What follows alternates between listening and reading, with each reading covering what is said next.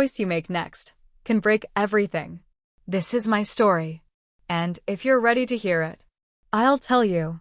Just know, once you hear it, you won't forget it. Subscribe to Heartfelt Tales Unfold, because some stories stay with you long after they're told. My name's Sarah. I'm 38. I've been married twice. My first marriage, well, let's just say it ended when I finally understood that love doesn't mean losing yourself. Ethan, my second husband, he was different. Steady. Reliable. A man who always had a plan, a future, a job that paid the bills and more. But sometimes, the things that look good on paper feel the emptiest behind closed doors. Ethan worked in corporate. Always traveling, always tired when he came home. His laptop was his constant companion, even at dinner, even in bed. When I spoke to him, I could see it, that glazed look in his eyes. Like my words barely reached him. And slowly, I stopped trying. Our home was beautiful. Suburban. Big windows, polished floors. A kitchen where I used to dream we'd cook together. A living room with a couch that felt colder every year. I poured wine for one most nights. I made dinners that went untouched. And I talked to walls more than I talked to my husband. Then there was Adam. 19. Ethan's son from his first marriage. His mother had passed 2 years before I entered their lives. I came into a house already carrying ghosts. Adam, he was polite, reserved, always kept to himself. He barely spoke unless spoken to. But grief, it leaves marks you can't always see. And sometimes, when I caught him watching me from across the room, it wasn't a teenager's gaze. It was a boy who had seen too much loss, searching for something safe. At first, I thought nothing of it. We were two people trying to survive under the same roof. But days turned to weeks, and something shifted. Ethan's absences grew longer. The space between Adam and me grew smaller. And those glances, they lingered. In a house filled with silence, sometimes the smallest moments feel deafening. I never imagined it would be him, the one who noticed when my hands shook pouring another glass of wine. The one who offered to carry the groceries when no one else cared. The one who would help me, and the one I'd end up betraying in a way I'll never forgive myself for. But when loneliness starts to wrap around your heart, you stop seeing lines clearly. You start craving light wherever you can find it, even if it blinds you. It began with a shattered glass. That morning had felt like so many others. The kind where the house hummed with quiet, but not peace, just absence. Ethan was gone again. Another business trip. Another empty space in our bed. Another day where my voice would echo against cold walls.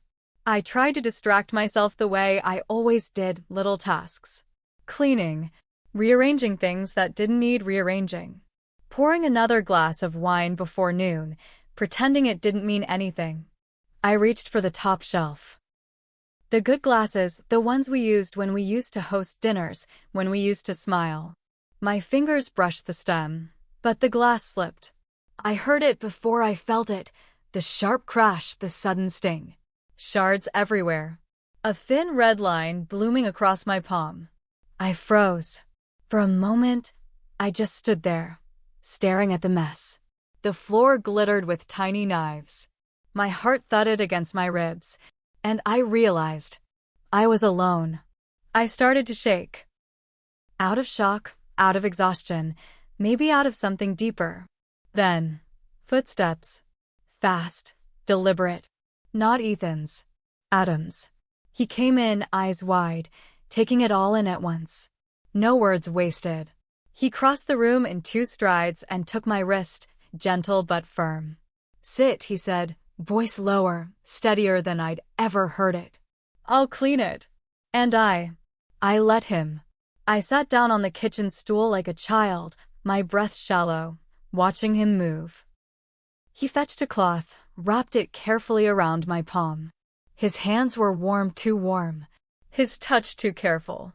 And then, the cloth pressed against my skin, but his fingers didn't move away. They lingered. A second too long. just enough to make the air between us hum with something I didn't want to name. I looked up, and there he was, watching me. Not like a boy watching a stepmother. Not like family. No, like a man watching a woman. And in that breathless space between us, something passed. Unspoken. Dangerous. I should have pulled my hand away. I should have broken the moment like that glass on the floor. But I didn't. I held his gaze instead. And in that small choice, everything began to unravel. That was the first moment. The one I should have stopped. But I didn't. I told myself it was gratitude. He was kind. That's all. I repeated it like a prayer that night as I lay in bed, alone again. But the truth was, I couldn't stop thinking about it. His eyes so steady, so aware. The warmth of his hand, lingering just a moment too long against my skin. And as much as I tried to push it away, I couldn't. Why was I craving this? From him? From Adam? Of all people. Was it just loneliness? Or was it something darker? I lay there with the ceiling staring back at me, every breath loud in the empty room. And in that silence, my mind betrayed me. I remembered how it felt to be seen. Not as a mother. Not as a wife. But as a woman. A person. And the guilt, it poured in like waves. I hated myself for thinking it. For feeling it. But the ache, it stayed. The next morning, I avoided his gaze at breakfast. I stirred my coffee so long the spoon clinked against the cup in frantic rhythm. But when I looked up, he was watching me. Not with anger. Not with confusion. With the same quiet, unsettling knowing. And that look, it hooked something deep inside me. Something I hadn't felt in so long I'd barely recognized it. I convinced myself it meant nothing. I told myself we would move past it, that it was a fleeting moment, a slip born of grief and solitude. But then, I started noticing things. He lingered longer in the kitchen. Sat closer when we watched TV, when we happened to be in the same room. His eyes would find me, hold me, a second too long. And worse, I began to let him. I stopped moving away when he stood too close. I stopped closing the door when I knew he might pass by. I told myself I was imagining it, that it wasn't real. But in my heart, I knew better. I was dancing on the edge of something I couldn't name, couldn't admit, couldn't stop. And deep down, a part of me didn't want to. Weeks passed, and what should have been a passing moment began to weave itself into the rhythm of our days. Small gestures became patterns. Patterns became something harder to ignore. It started so simply. He began helping me with dinner. At first, it was innocent enough, grabbing ingredients, chopping vegetables. But then, one evening, as I fumbled with a knife, hands shaking more than I'd like to admit, he stepped behind me. Without a word, he reached out, placed his hand on mine, guided the blade with slow, careful movements. I could feel his breath against my neck. The room seemed to narrow, the sounds fading into a pulse that thudded in my ears. I should have stopped him. I should have moved. But instead, I let the moment stretch. I told myself it was practical, helpful. But the truth was, I was craving it. Craving touch. Craving to be noticed. And he noticed. It didn't stop there. I caught him watching me as I bent to the oven. His gaze lingered on the small of my back, my legs. When I straightened and met his eyes, he didn't look away. And neither did I. I told myself we were both grieving. Both lost. But deep down, I knew this wasn't about grief anymore. Then came the rainy afternoon. I remember it so clearly. The sky bruised with clouds. The house heavy with silence. I'd been folding laundry, the motions mechanical, tears slipping down my cheeks before I even knew they were falling. The weight of everything, Ethan's distance, the hollow house, my own shame, it pressed against my chest until I couldn't breathe. I sank to the floor, back against the dryer, sobbing quietly into my hands. And that's when I heard him. Footsteps. Slow. Steady. Then he was there, kneeling beside me. "You shouldn't be alone," he whispered. And before I could answer, his arms were around me. Too long, too tight. I should have pushed him away. I should have screamed, moved, done something, anything. But instead, I melted into it. My body betrayed me, aching for the comfort, for the warmth I hadn't felt in so long. I let my head rest against his shoulder. Let my tears soak his shirt. And in that moment, something shifted. It wasn't mother and stepson anymore. It wasn't grief or kindness. It was something far more dangerous. Later, I told myself it was comfort. Nothing more. But we both knew. We'd both felt the shift. And there was no going back. That night, I drank. Too much. Ethan was away again. Another city. Another late-night email saying don't wait up. Outside, the storm had started. Thunder rolled through the sky like some warning I couldn't quite hear. Inside, it was worse. The kind of quiet that echoes louder than any sound. I poured glass after glass of wine, not to numb myself, but to feel something. And then I sat there, alone in the dark kitchen. Rain battering the windows. My heart heavier than the bottle in my hand. Tears slid down my cheeks before I even realized they had come. Tears for a marriage slipping through my fingers. Tears for the shame twisting inside me since that afternoon in the laundry room. Tears for the woman I didn't recognize anymore. And just when I thought I'd drown in it all, I heard them again. Footsteps. Soft, hesitant. Then Adam appeared in the doorway. No words. Just those eyes, watching me like I was breaking in front of him. Without asking, he crossed the room, took the glass from my trembling fingers, and set it down. "You can't do this alone," he said. Voice so gentle it made my breath catch. Before I could speak, before I could explain the thousand things tangled inside me, he was beside me. Then, his hand reached up. His thumb brushed away a tear. So soft, so tender. And then it moved, tracing the line of my cheek. I should have stopped him. Every voice inside me screamed it. But I was so tired, so hollow, and his touch felt like the only thing keeping me upright. I closed my eyes instead. I told myself it was comfort. Just one more second. Just one more breath. And in that second, everything shattered. His lips brushed mine. Soft, trembling, not demanding, not forceful. Just a desperate, fragile question neither of us had the words to ask. And worse, I kissed him back. Only for a second. But that second destroyed us both.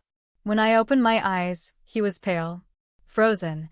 I searched his face, panic rising in my throat, but before I could speak, he whispered, "I'm sorry." And then, he ran. I sat there, paralyzed. The storm outside roared louder. But inside me, there was only silence. A silence that would swallow us whole. Don't miss what happened next. Subscribe now to stay with this unfolding story on Heartfelt Tales Unfold. The house was different the next day. Quieter. Thicker somehow, like the very air had changed. Every sound felt sharp. Chairs scraping, silverware clinking, doors clicking shut. And Adam, he avoided me. No more quiet footsteps behind me in the kitchen. No more lingering in the doorway. No more glances that felt like questions. Now, there was distance. A chasm neither of us knew how to cross. Then Ethan came home. Suitcase in hand, voice bright as if nothing in the world had shifted. "Miss me?" he asked, kissing my cheek out of habit more than want. And in that moment, I wanted to scream. I wanted to tell him everything. Beg him to see the woman falling apart right in front of him. But I couldn't. I nodded, smiled, cooked dinner as if my heart wasn't shattering inside my chest. The weight of my guilt nearly crushed me. Every word I spoke tasted like ash. Every glance toward Adam burned through me like fire. And Adam, he wouldn't meet my eyes. Meals were silent. The spaces between us stretched wider with every passing hour. I told myself over and over, you must act normal. You must keep this buried. But inside, I was unraveling, thread by thread. I watched him from across the room, searching for something, anger, shame, anything that might tell me how to fix what I had broken. But all I saw was a boy carrying too much, and a woman who had given him even more to bear. Subtle things gave him away. He stopped helping in the kitchen. Stopped offering quiet comfort in the small ways he once had. Stopped sitting near me during those long, heavy evenings. And yet, sometimes, I'd catch him watching me, eyes full of something raw and tangled, torn, hurting, like he wanted to speak, but couldn't find the words. And I was just as trapped, afraid to reach out, terrified to let go. We both carried the same wound now, one we'd cut together. I hated myself. Every breath, every glance, every beat of my heart reminded me of what I had done. I had betrayed Ethan. I had betrayed Adam's trust, warped a bond that should have remained pure, untouched. I couldn't sleep, couldn't eat. The guilt sat in my chest like a stone I couldn't swallow. But, and this is the part one can barely bring myself to say, part of me ached still. Ached for the warmth of that moment, for the closeness we had shared, for the feeling of being seen, truly seen, by someone, when I had felt invisible for so long. And that ache, that longing, terrified me even more than the guilt. What kind of person am I? How could I crave something so wrong, so broken? How could I want to feel again what should never have happened in the first place? I would stand in front of the mirror, searching my own eyes, hoping to find the woman I thought I was. But all I saw was a stranger, a woman who had crossed a line she couldn't uncross. Every time I looked at Ethan, my stomach twisted. Every word I spoke to him felt like a lie. I watched him sip his coffee, answer emails, tell me about his trips, and I wondered, if he knew, would he even care? Would he even see me then? And Adam, sweet, broken Adam. I couldn't face him. I couldn't erase the look in his eyes that night when he whispered, "I'm sorry," and ran. Part of me wanted to tell Ethan, to lay it all bare and beg for whatever scraps of forgiveness I could find. Part of me wanted to sit down with Adam, to make sense of what had happened, to somehow make it right. But another part of me, the cowardly part, knew the truth. Some things, once spoken, can never be undone. Could I confess this to Ethan? To Adam? To anyone? Or should I bury it deep inside me and